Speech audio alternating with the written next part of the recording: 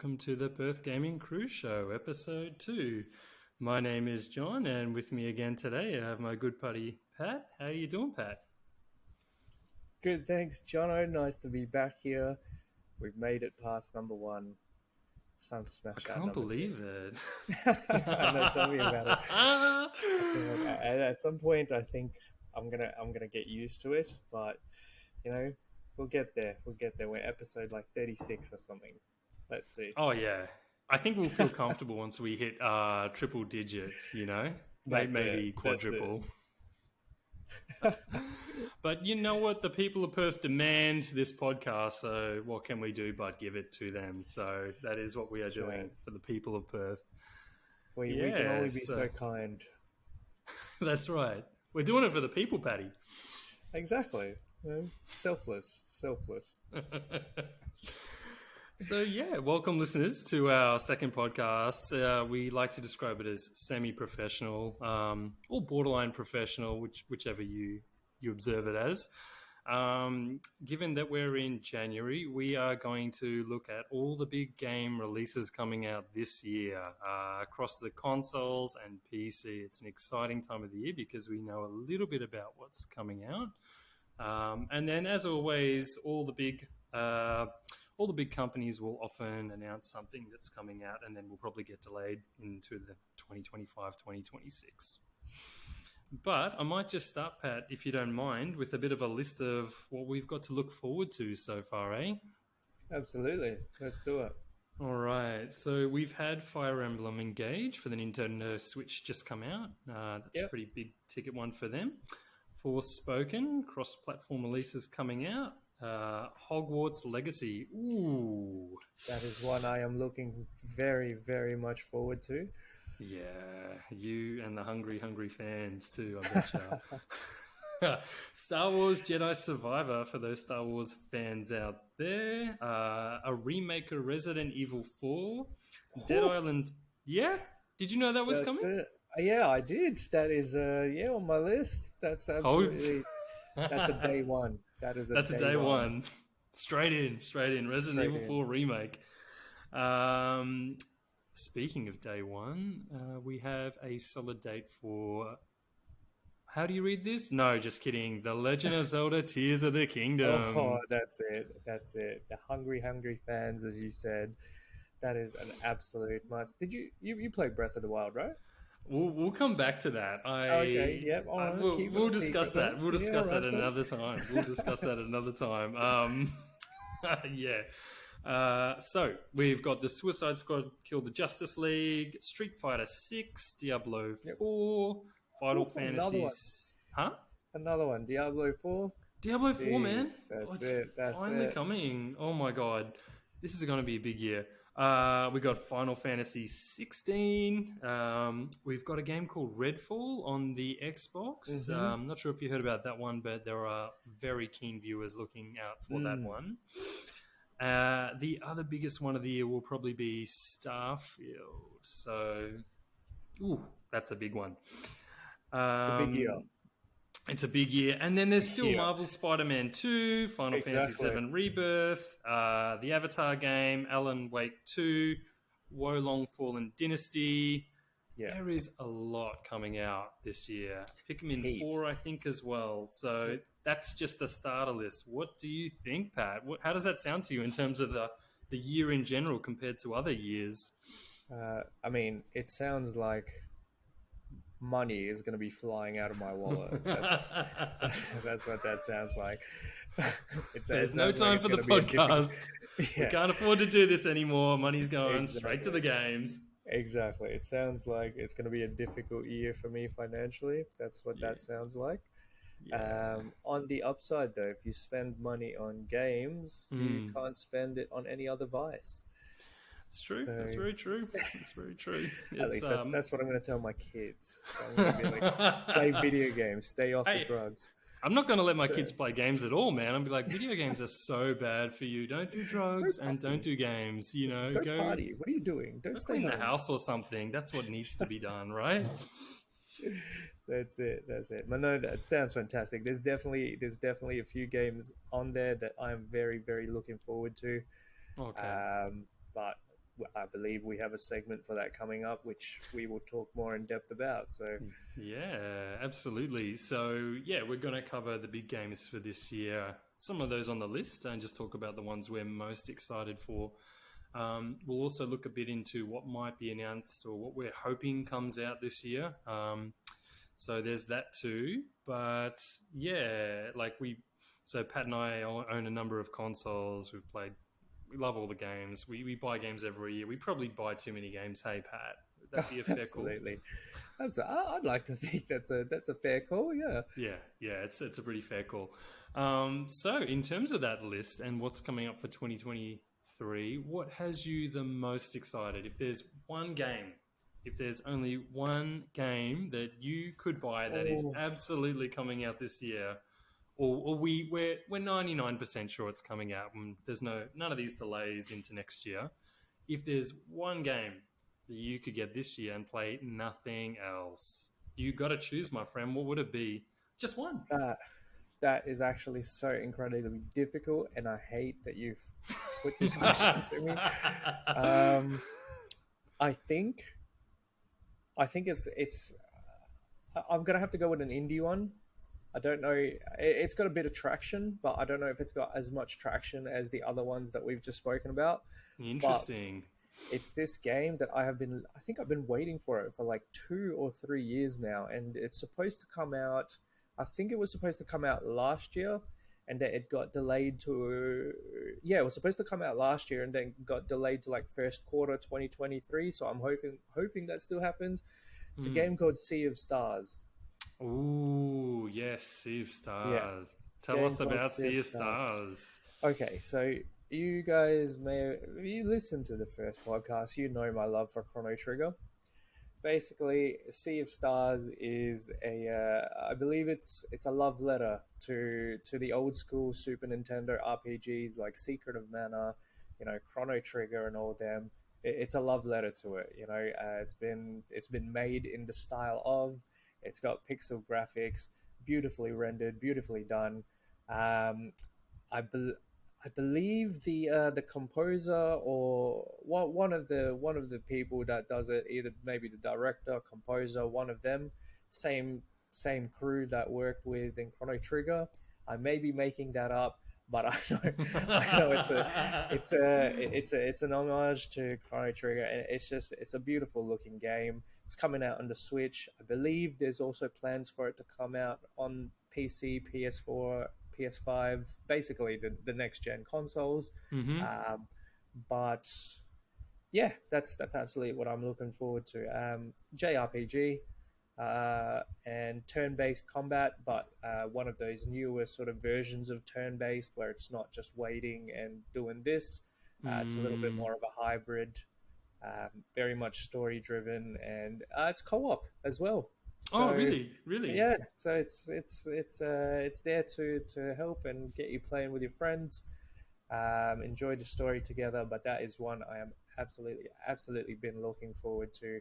Keeps getting delayed, so hopefully it does not get any further ones. But that's a day zero. That is like zero. Downloaded as soon as that's released. That's a day zero.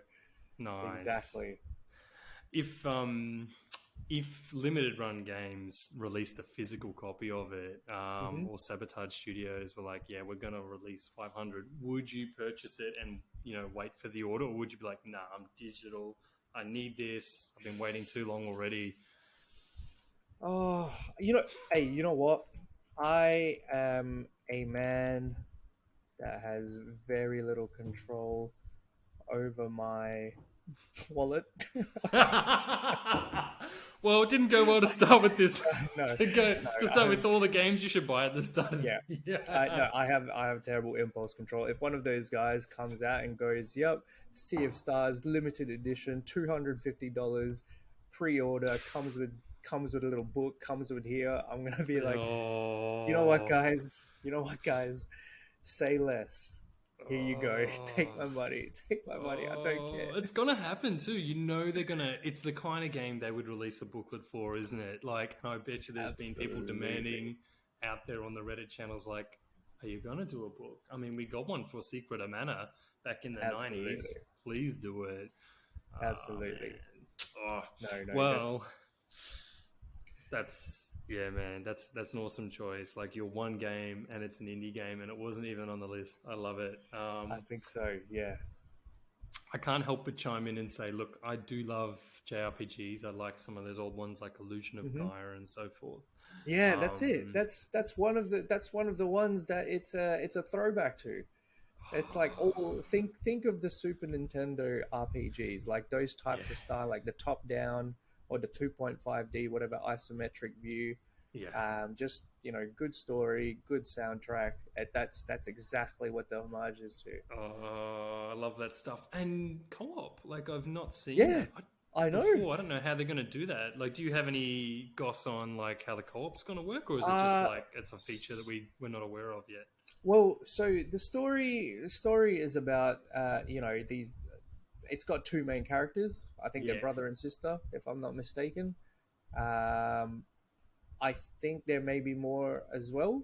So I don't exactly know. Being turn based and being sort of that type of style where it's a top down RPG where you can probably see your characters behind you or whatever. There may be a little bit of freedom, but it's pretty hard to say, to be honest. It may just be co-op during battles, which is normally what these RPG co-ops have done in the past. When they've said co-op, you can only do actual co-op during battle, but otherwise it's an absolutely beautiful looking game.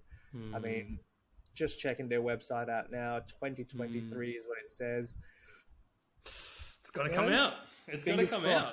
Fingers crossed. I would love it if, like, I don't mind even if the structure was like one person controlling, because I remember when you like grow up playing games with your mates and you're watching them navigate, and then you jump in for a battle system. That would be so good.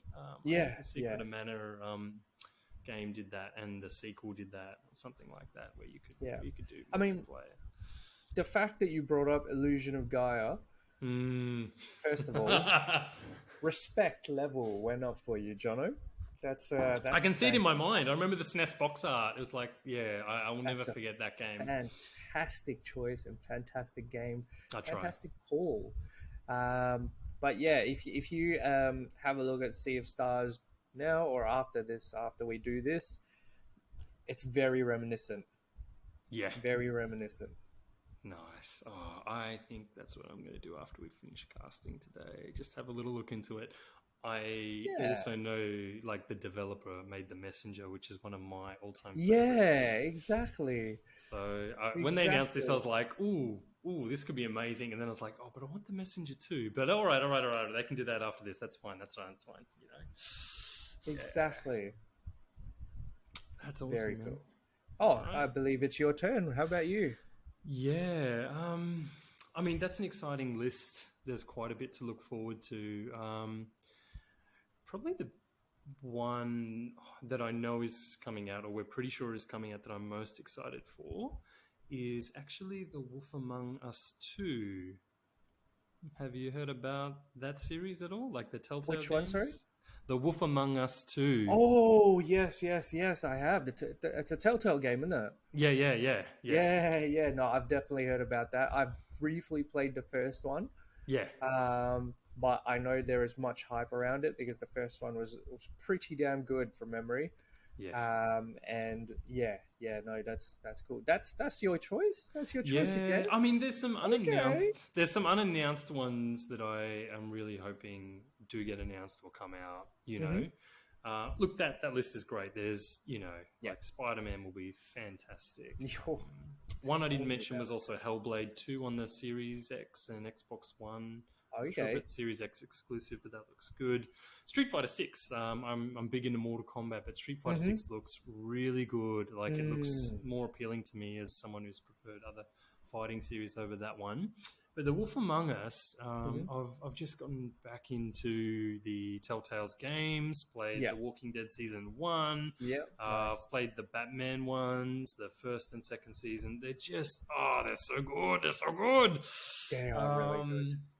Yeah, and look, man, like the first Wolf Among Us, I don't know the exact date. I'll have to check it out. But it came back, in the Xbox 360 PS3 era. Like it's Yeah. maybe 10 or more years old, the original. And that studio, Telltale's Games, went down and out, and they've just Yeah. come back recently.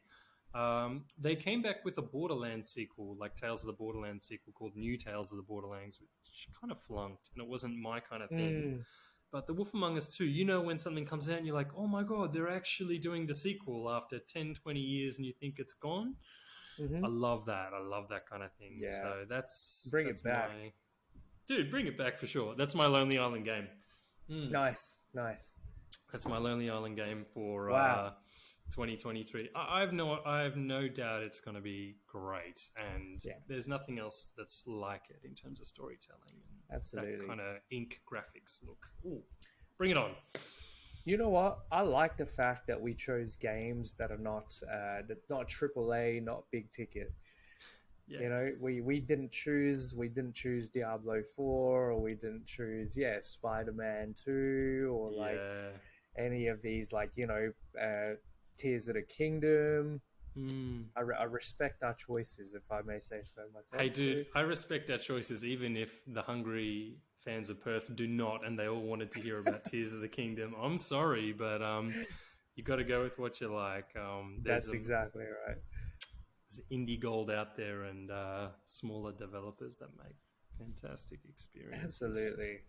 Absolutely, and they deserve all the love that they get, because the amount of effort and just the level of detail some of these games get. I'm very surprised sometimes that they're like I have to remind myself that this is like this is actually like an indie game. Like, this is not like a Bethesda game. This is not a Microsoft game. This is not like, these are like just a group of people, like a group of 10, 20 people that did this over the course of 3 years, and it's just beautifully made for our enjoyment. So big fan of the indie market.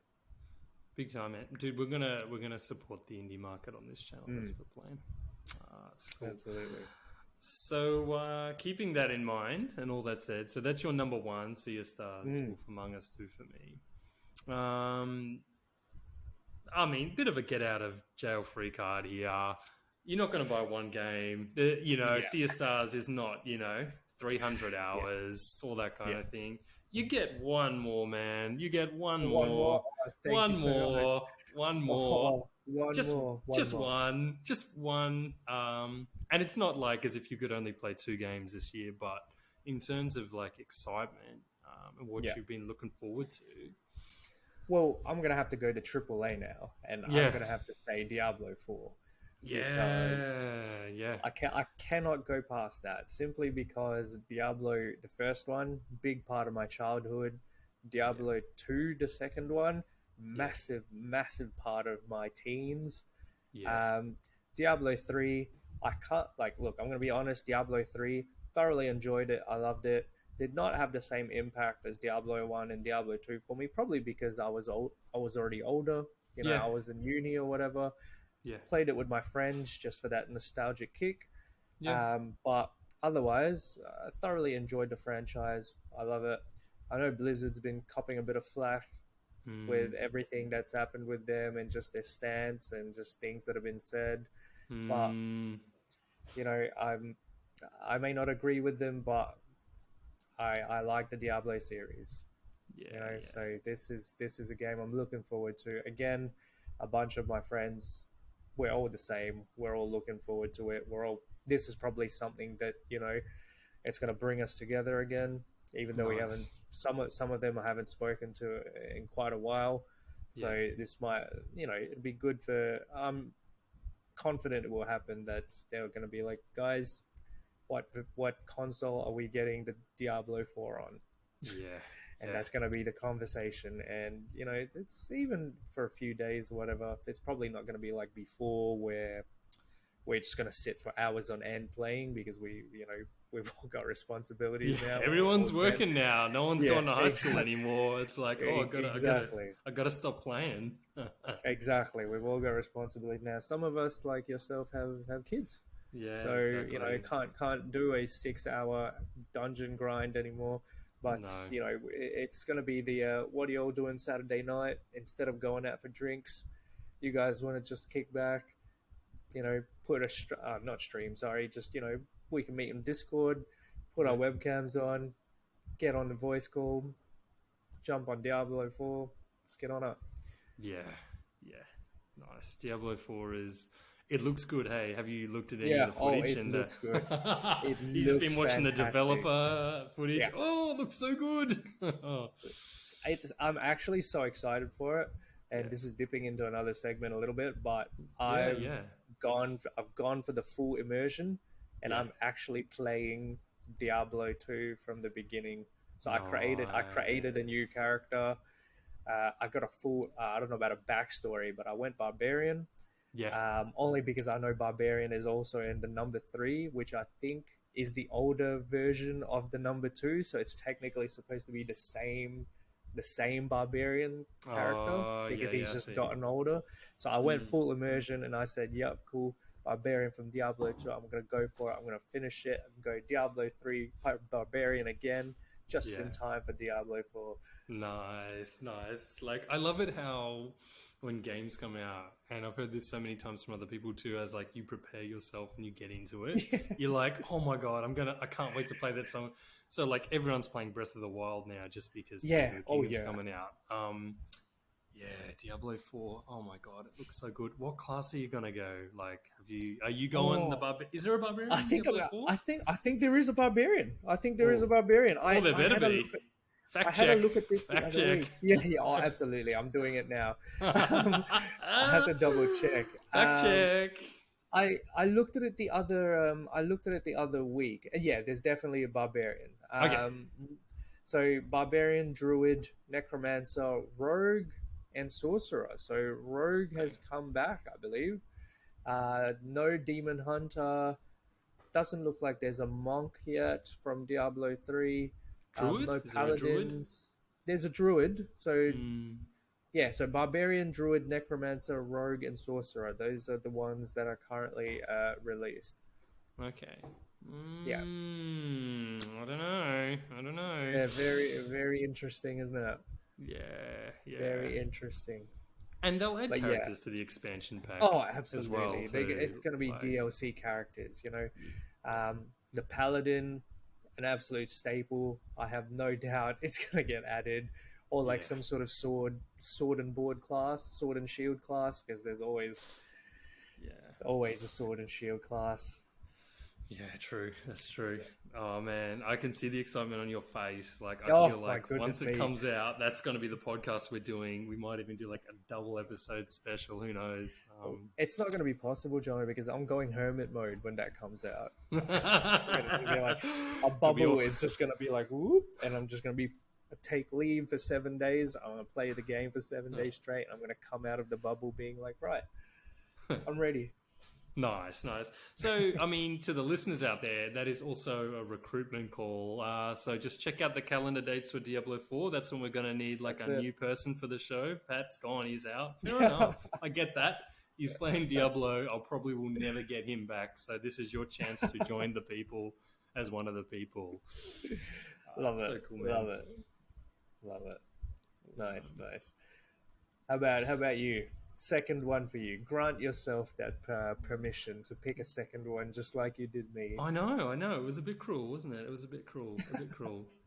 I got a few that I'm kind of keen to see how they go. No. I know cheating. No cheating. No cheating. No cheating. Just one. Look, the second one for me is definitely going to be Starfield for the Xbox Okay. Series. Nice. And this is really just because, look, for people who followed that game, it's been in development for a long, long time. It's a big ticket item in terms of the Microsoft acquisition of Bethesda. And Yep. yeah, the related companies and all the IP they've got. I'm more it's a big one for me for two reasons. One, I loved the Fallout games, Fallout 4, Fallout 3, even going back to Fallout 2 and 1. Absolutely. Yeah, so I'm hoping there's that vibe for that, and I've looked at a bit of the footage. It looks really good. And then, yeah, Skyrim, we talked a little bit about Skyrim in the last episode. So look, Bethesda creates absolute gems. Everyone knows it, Mm. and they release games what with a 5-10 year gap. Mm-hmm. So there's very psyched to play it and see what it's like.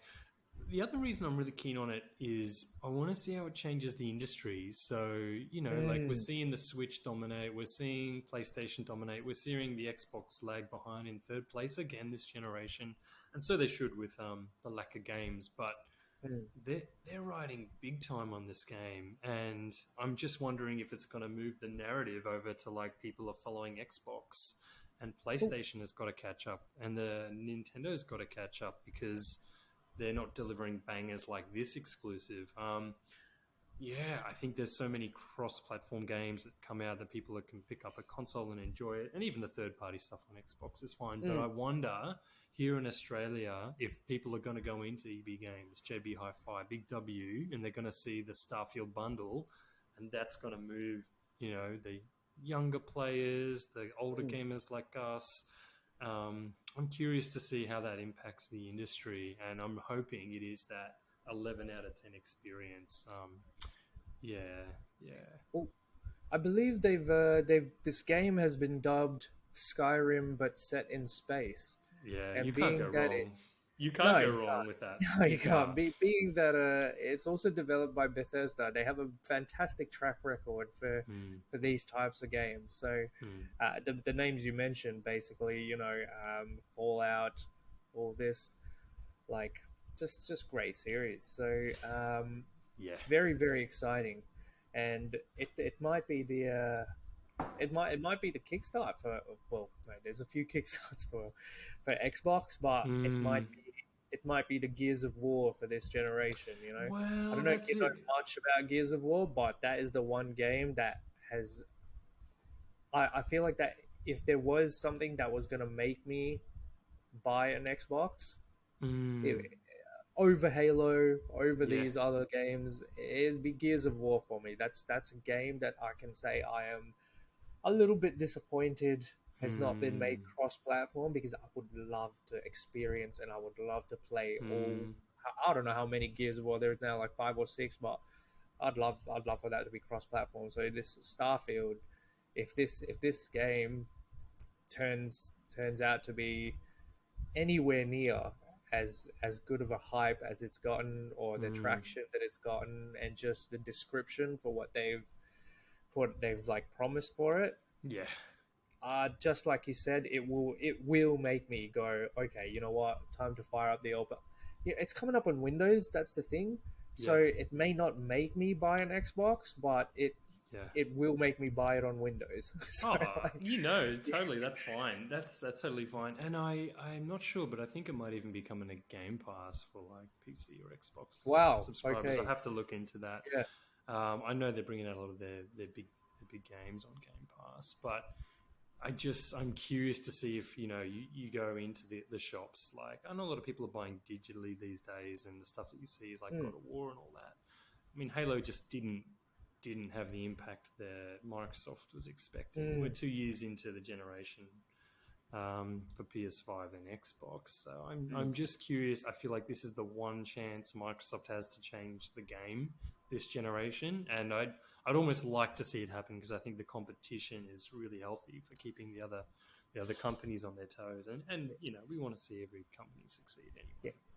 Competition is healthy, unless you want to. I don't know if this will ever be allowed, but if they ever came out with the X Station or the Playbox, Yeah, where yeah, exactly. Sony and Microsoft just decide to go, you know what, stuff you, everyone, check Yeah. this out.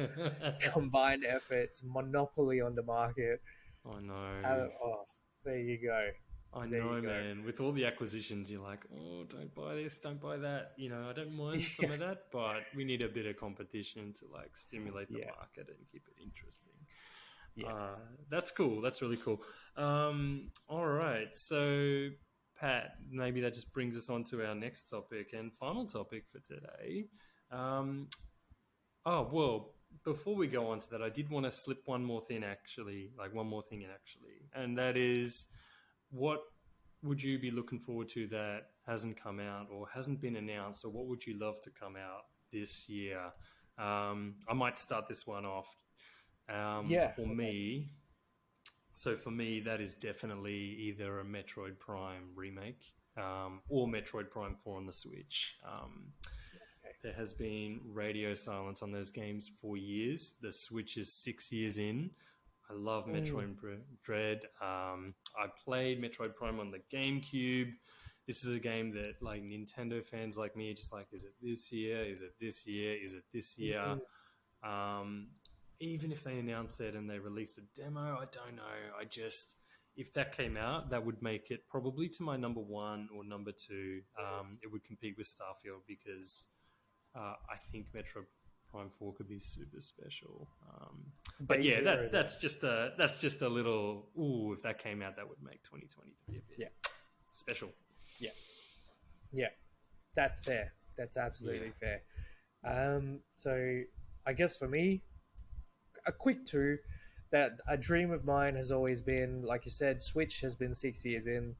Hmm. If they ever ported Chrono Trigger to the Switch, That's not hard to do. Surely it's not, I or a mean, you remake, Pat, like a HD shit. remake, like Octopath Traveler, Please or the stop. I can only Live get so Alive excited. remake. Yeah, I can only get so excited. Don't even talk like that. it could be a But remake, man. Live Alive I came out and did well. yeah, Octopath Traveler's done well. maybe they're keeping it so under wraps because if they, come out with it and they just be like boom, Mm. everyone's just gonna be like, what? Yeah. And I mean, my mind is gonna be blown if they have like tomorrow if they're just like, haha, 2023, the year of the Chrono Trigger remake. I'm gonna be like,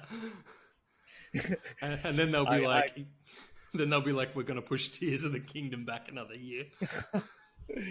no, I will actually be speechless if that happened. I will be speechless. Nice. Chrono Trigger has been ported to a few already. It's on Android, it's on Mm, PlayStation, it's mm, on Steam. mm. Maybe it's not gonna get a port to the Switch because there's a lot of availability for it now. But I'd love to see it only because I've got Chrono Cross, which is the spiritual sequel on the Switch, Oh, you and got that. You got that. yeah, yeah, Ooh, yeah. I did get that. I bought that on the Switch, so I've got that. cool. So if they did one, that'd be cool. And I Nice. suppose a sneaky one for me. I don't know if Kickstarter projects count Yeah, yeah, yeah. because it's technically in developments, but there is one I've been following, and it's in the Skyrim thread. It is pixel graphics Skyrim. So No, what? Like yeah, from open. Bethesda, or Not is from this the like legit? indie. It's an indie game. It's an indie game. So Wow. it's called World of Antera, Okay. and it's basically a top-down pixel graphics, open world. They promised it as a Skyrim, but to the open world pixel graphics type of style. So Hmm. great looking game. It's on Kickstarter. They absolutely smashed through their Kickstarter goals. Um, Absolutely smashed through it. So they've got their funding. They've secured it. If it comes out this year, fantastic. But it is coming. Hmm. Oh, interesting. Let's keep an eye on it because I've not heard about this game either, Definitely, and it sounds pretty good. definitely. Hmm.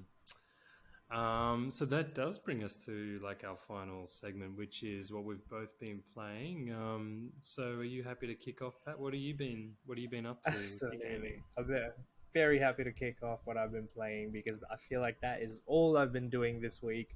I've been jumping between the PC, jumping between PC and the Switch, I should say. Sorry. Yeah, yeah. Um, Definitely, Switch definitely got major use this week. I'm not gonna lie. So, been playing Call the it. Switch yeah, attack. yeah, absolutely. I've been smashing, like I said before, Diablo 2 Resurrected. Been absolutely hammering the Switch for that. Um, when I get home from work, jump on, play, uh, Straight. You mean and like you get home, you're like, all right, I'll shovel some food down, get yep, change. I'm on. I'm straight on yeah, Diablo 2 on pop Switch. the Switch Nice. on. Absolutely, absolutely. Cool. So, just reached Act 2 with my Barbarian, just for an update there for any Ooh. listeners interested.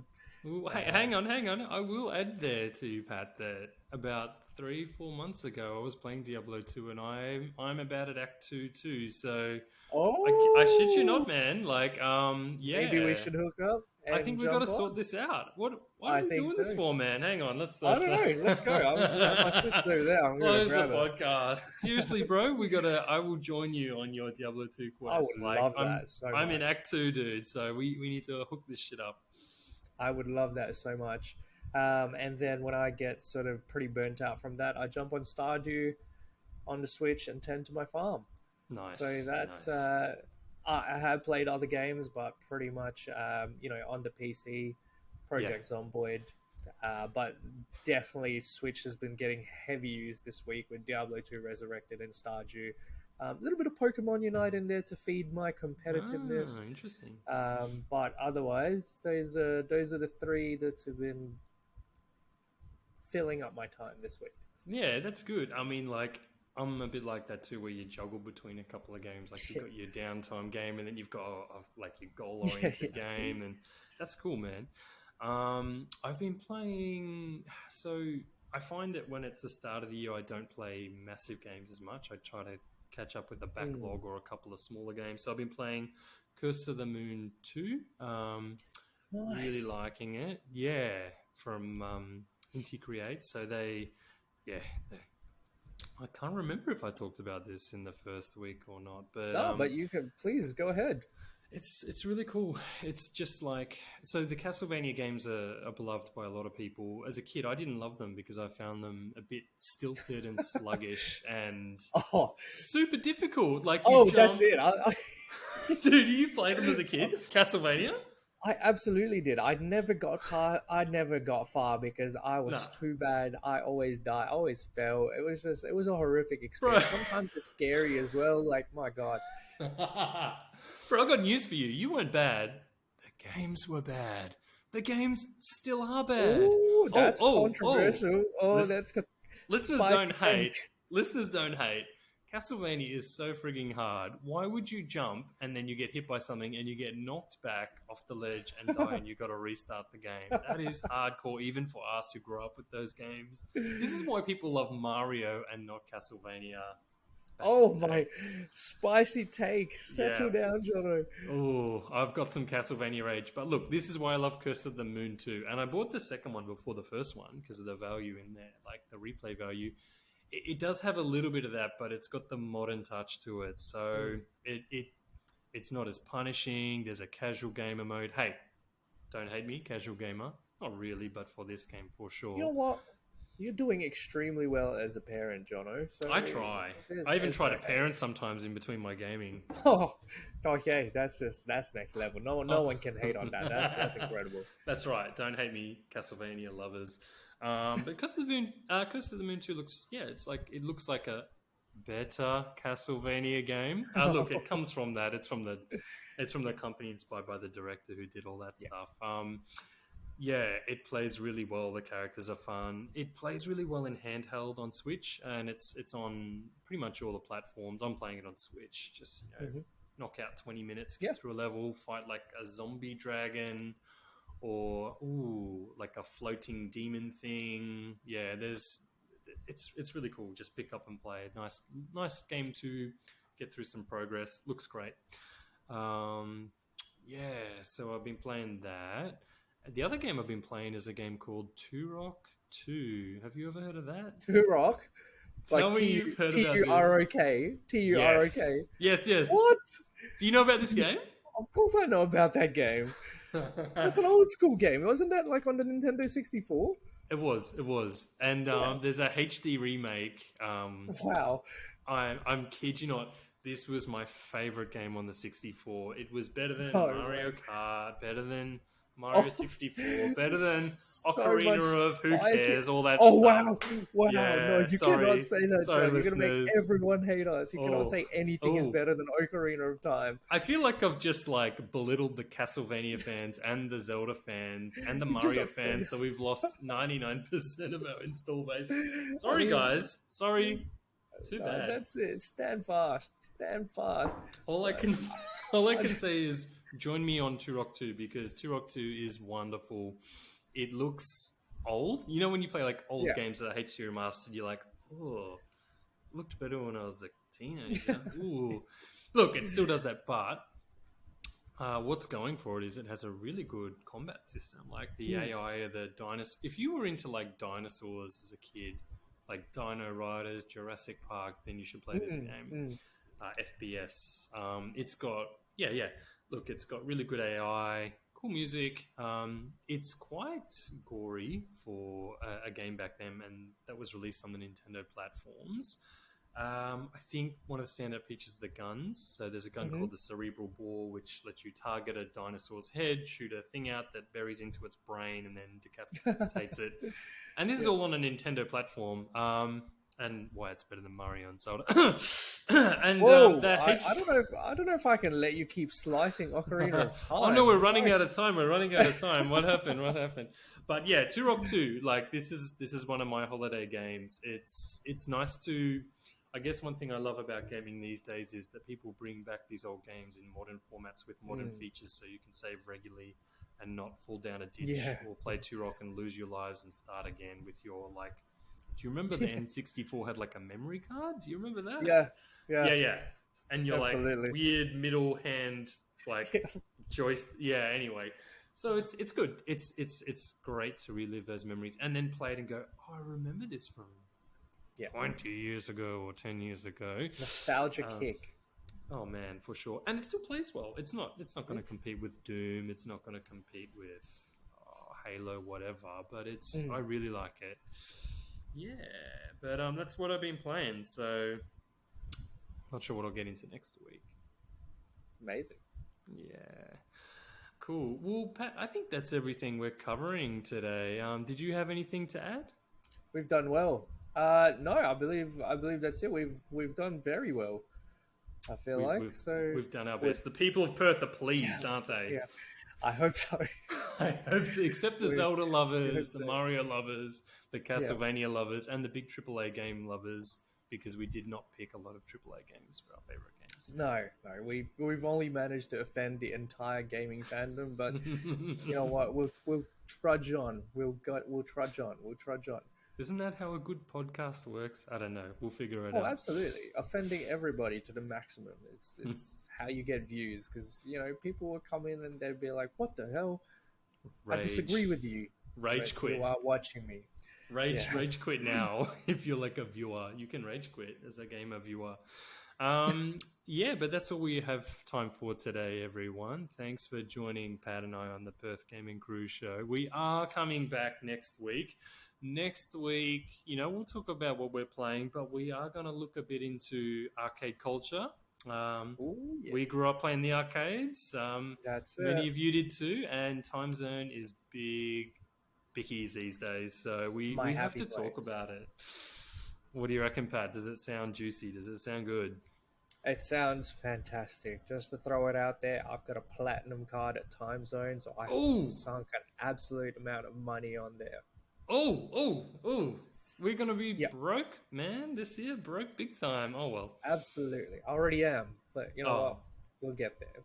So be it. Excellent. All right. Well, hey, thanks for joining, as always, Pat. Looking forward to next week. Absolutely, mate. Thank you for having me. Always a pleasure having a chat. Awesome. And to our listeners, that's Perth Gaming Crew over and out. We'll see you later.